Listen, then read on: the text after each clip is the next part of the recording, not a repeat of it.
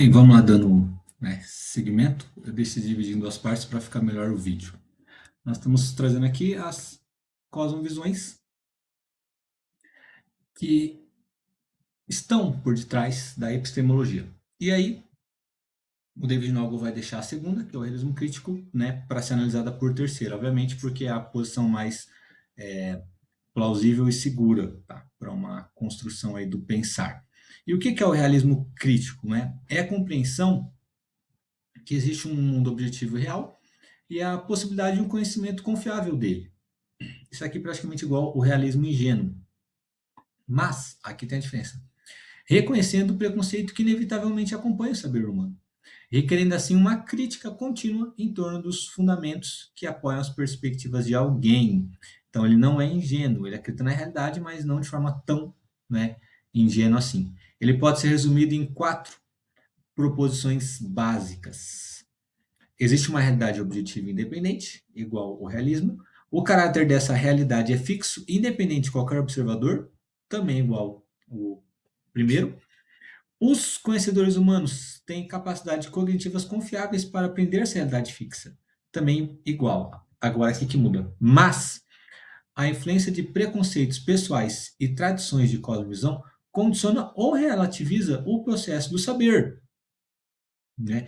Então, lógico que existe uma realidade objetiva, mas nós temos tradição, nós temos a nossa cosmovisão, nosso jeito de ver as coisas que pode condicionar isso, né? Então, não necessariamente atrapalhar, pode até talvez dar um olhar mais apurado, né, melhor sobre aquilo, mas a gente precisa reconhecer que a gente vê, né, de forma aí não tão imediata assim as coisas.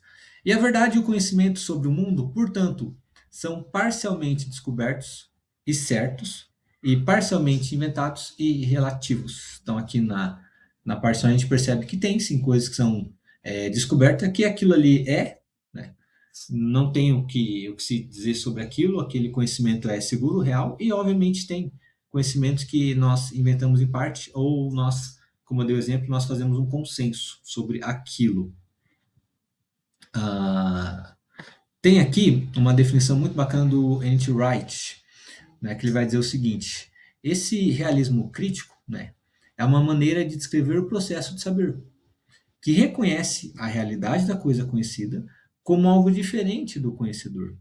Daí o realismo. Né? Então não é idealismo porque está em mim, é realismo porque está fora, externo, é real. Ao mesmo tempo em que também reconhece de pleno que o único acesso que temos a essa realidade está no curso do caminho em espiral do devido diálogo ou da conversação entre o conhecedor e a coisa conhecida. Daí o crítico, ou seja, a posição não é tão ingênua e direta assim, tão imediata. Ela existe aí uma mediação, né? E você percebe que ele coloca aqui essa espiral do devido diálogo, que você vai chegando a coisa, você vai construindo ali. Esse caminho conduz à reflexão crítica sobre os produtos da nossa investigação da realidade, para que nossas afirmações sobre a realidade reconheçam seu próprio caráter provisório. A realidade com certeza é a última, mas as nossas afirmações sobre ela, elas têm um caráter provisório. O saber, em outras palavras, embora em princípio, diga respeito a realidades independentes do conhecedor, jamais e por si só é independente do conhecedor. É interessante como essas coisas estão conectadas. E a gente fala, bem, então como que essas coisas vão se juntar? Como que esse realismo crítico, nessa cosmovisão, ela impacta na construção da epistemologia? Né? Você talvez pode pensar, se for um antirrealista, que de maneira quase nenhuma, a gente vai inventar totalmente isso, assim como a gente inventa a epistemologia. E se você aderiu aqui ao realismo crítico, né, você vai ter a opinião de Bakhtin, também não conheço o nome, pode estar errado, dando para nós aqui um norte, que é o seguinte: a compreensão criativa, a compreensão, acho que eu falei errado, né? A gente vê depois no vídeo. A compreensão criativa não renuncia a si mesma, ao seu próprio lugar no tempo, à sua própria cultura, e não esquece nada. Então você percebe, a gente não constrói uma epistemologia totalmente racional, renunciando a tudo, né? A tempo, espaço. Não. Né? Para compreender, é imensamente importante que a pessoa que compreende esteja localizada fora do objeto da sua compreensão criativa, no tempo, no espaço, na cultura. Né? O que ele está querendo dizer aqui? É justamente que os externos devem permanecer externos, para que possam compreender os externos, dentro da sua própria cultura, não é? Por que uma pessoa não pode sequer me perdi um pouco. Por que uma pessoa não pode sequer realmente ver seu próprio exterior e compreendê-lo como um todo? E nenhum espelho ou fotografia pode ajudar. Né? Essa é a posição dele. Que os internos não podem ajudar os internos a se verem. Né? Então você percebe que essa é uma posição realista. Precisa estar um fora do outro. Nosso exterior real só pode ser visto e compreendido pelas outras pessoas, porque elas estão localizadas fora de nós, no espaço, e porque são outros. Então, justamente, a nossa compreensão parte daí, né? Entendendo que esse é um outro, e que por conta disso nós temos a possibilidade de conhecer. E o David Nogon, então, ele vai nos dar, tá, algumas que eu chamo de direções, tá? Para a gente construir. Partindo do realismo crítico. Como que eu construo meu saber? Né? Eu coloquei algumas até aqui em tons de pergunta, porque é interessante. Mas ele vai dizer o seguinte: as proposições. Então eu preciso refletir. Né? Que compõe essa minha cosmovisão? Elas concordam umas com as outras? Ou seja, se eu sou incoerente naquilo que eu proponho, né, as minhas proposições elas são totalmente incoerentes, elas não conversam entre si, elas não se amarram. Isso é muito comum, né?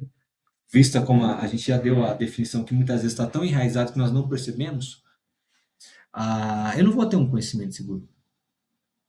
Porque as coisas, na realidade última, elas concordam.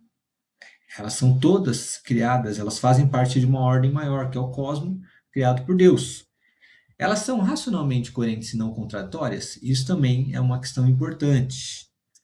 Eu sei que aqui parece um pouco mais racionalista essa ideia, mas quando a gente fala de coerência e não ser contraditório, é porque a nossa cosmovisão muitas vezes é assim, tá? Pensa em termos de cosmovisão. E a realidade ela não é assim, né? Em último caso, não. As sentenças que constituem o sistema se encaixam como um todo de forma consistente? Isso também é uma coisa muito importante.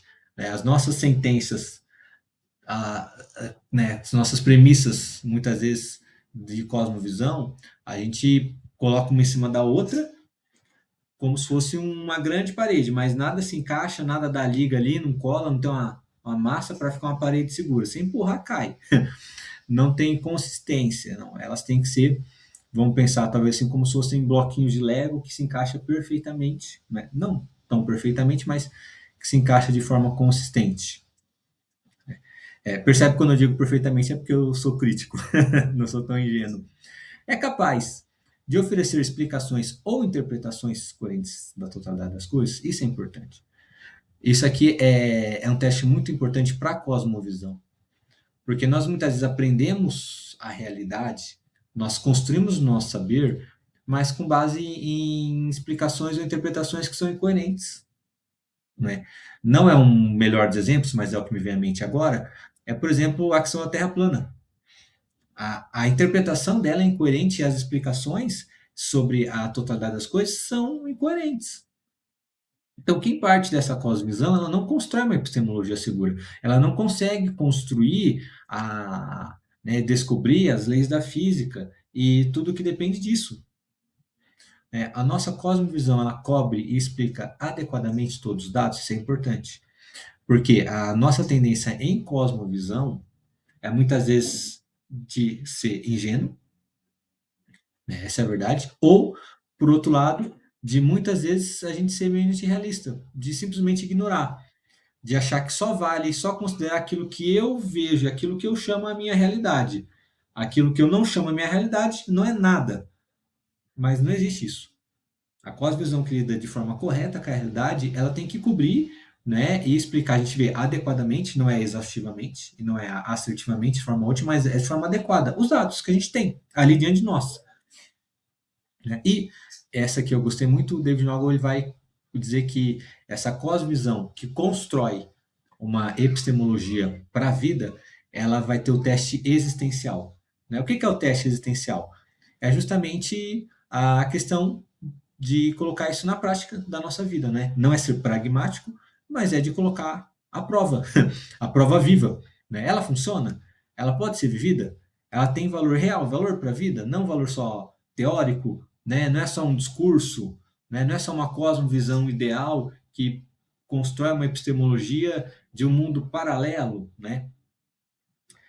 Não, ela precisa ter valor real, né? Ela precisa ser aplicada de forma proveitosa a todas as áreas da nossa vida. E ela precisa dizer algo significativo sobre as nossas preocupações, sobre os problemas que o ser humano tem. Né? Isso é muito interessante. E aí, uma outra frase que eu deixo do David Nogue é o seguinte, né? Na parte ali mais de conclusão e resumo, ele vai dizer que a cosmovisão ela vai criar esses canais em que as águas da razão fluem. Ou seja, a epistemologia ela não é um rio que encontra o seu caminho de forma totalmente aleatória ou natural, não. Ela corre, né, como as águas por esse canal que a razão, né, vai perpassar já de forma construída pela cosmovisão. Não como se a razão construísse eles. De maneira alguma, ela não sai construindo eles, né? Já nós, em termos de cosmovisão, nós já temos esses canais.